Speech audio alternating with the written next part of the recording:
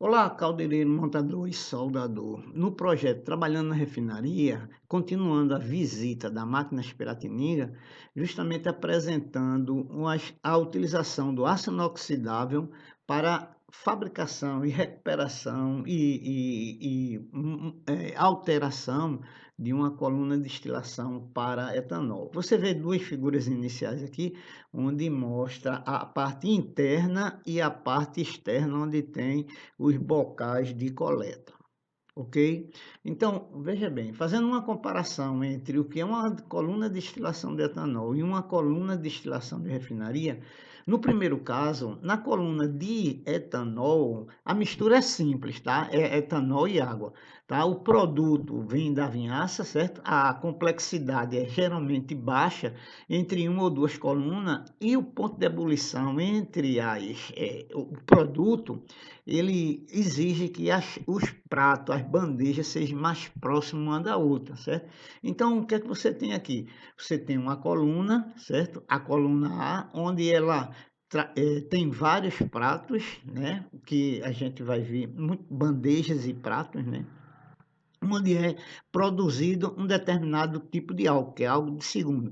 Passa para uma segunda coluna, onde você pode tirar o álcool hidratado, que é muito utilizado no carro flex, que tem um teor mais ou menos de 5% de água.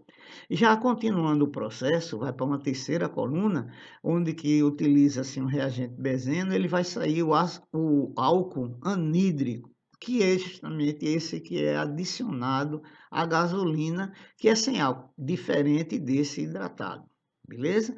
Então, já ao passo da destilação do petróleo, certo? Da coluna de destilação, a mistura é muito complexa, com hidrocarbonetos, né? A cadeia é muito longa. Quais são os produtos? Nafta, diesel, gasolina e outros, tá? A complexidade é muito alta, certo? Inclusive, até a variação, né? Ela pode ser maior para você a ampla, certo? A variação ampla de fácil separação, certo?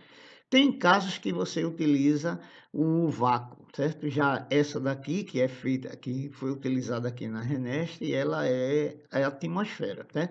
Então, consiste, você tem um petróleo bruto, que você é cozinhado aqui num forno e depois vai sofrer um processo de destilação, certo? Onde você tira aqui, em cada uma etapa de temperatura, você tira o querosene, o óleo diesel, que é o principal, ó, 250 graus.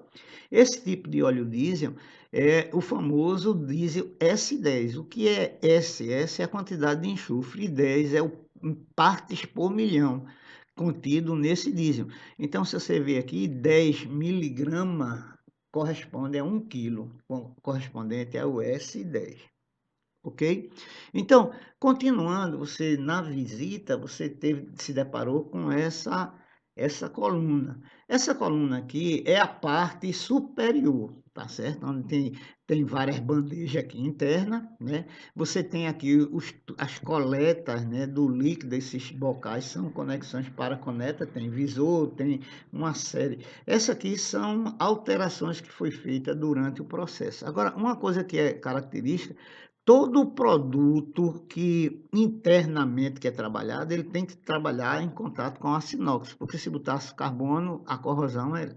Então, o que é que se tem? Tem que usar muito clad, certo? O que é o clad? Você tem um aço carbono e você tem um revestimento em aço inox. No caso aqui é o aço inox 304, AISI 304. E os flanges, as conexões, se você olhar a detalhe, você tem uma parte que é inox. Tá vendo? E aqui aço carbono no flange, mas em compensação você tem aqui uma pestana em volta dele, que é justamente para isolar o contato do produto com o aço carbono. Beleza?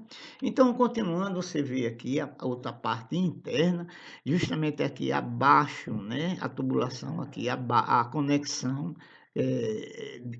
de travamento, né? De suportação. Você vê os tubos aqui das bandejas que vai passar o líquido, e aqui são os acessos para a coleta de medição, certo? Já mais aqui, mais na frente, você vai ver que tem uma redução tronco-cônica, onde você vai ter aqui uma outra parte, que é a coluna B, certo? Tem a coluna A e a coluna B.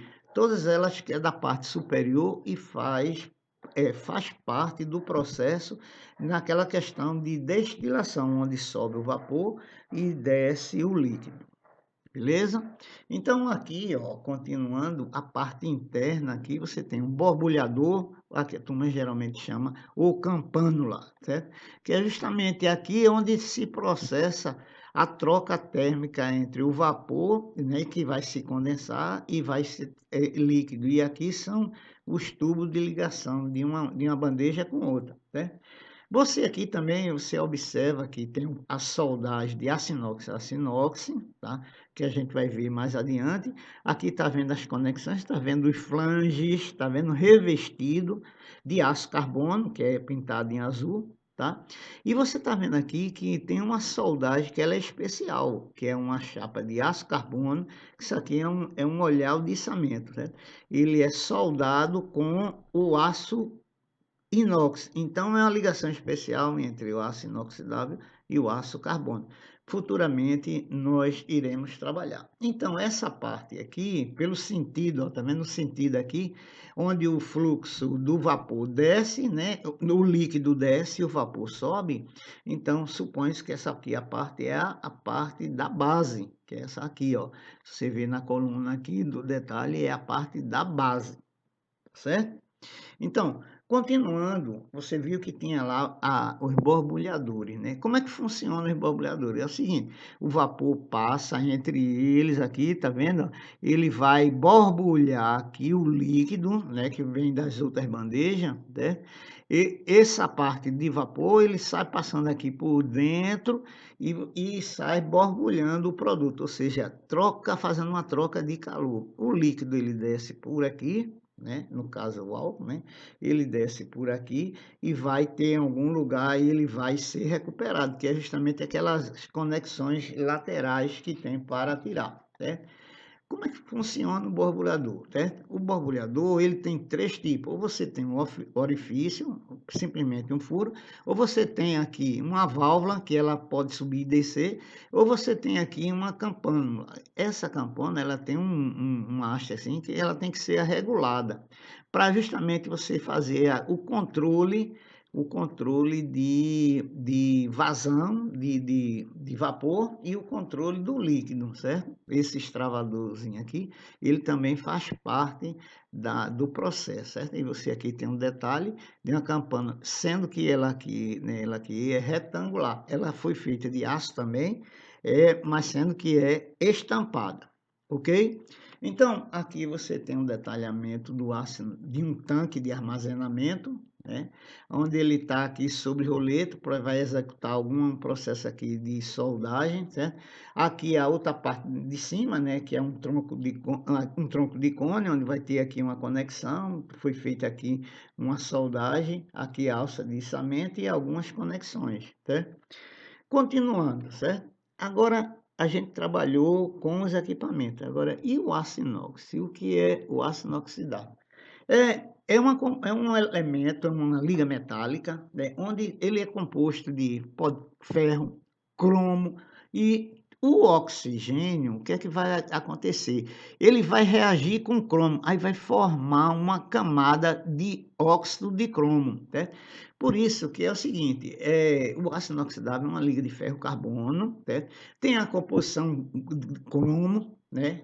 Que depois a gente, de acordo com o tipo de inox, né?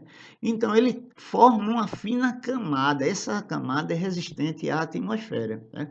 Então repare aqui, você tem aqui o cromo, né? E o ferro e outros elementos de liga, mas sendo que o oxigênio vai fazer uma camada, é invisível, né? Aqui é a característica. Ela é formação, a camada passiva, né?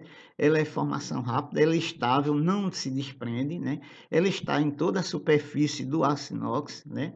E ela não é porosa e invisível, certo? Então, é uma formação do óxido, né? Aqui, ó, cromo, 2 moléculas de cromo e 3 de oxigênio, que gera justamente essa camada, certo? Você pode trabalhar e ela se recupera rapidamente.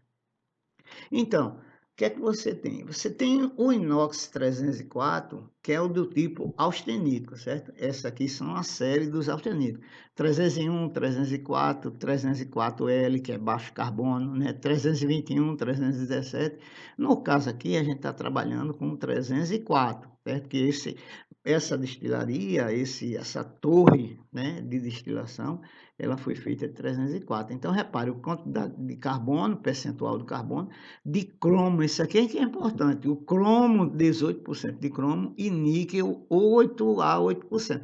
Aplicações onde exige elevada resistência à corrosão.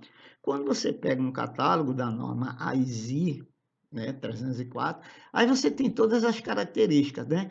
Você tem as normas, tá vendo aqui, a ISI 304, tem a norma DIN, tem a norma SS, tem as fotos, são várias normas, que vai dar com uma composição química entre como silício, manganês, enxofre, né, fósforo, cromo e níquel, tem que estar aqui próximo, tá?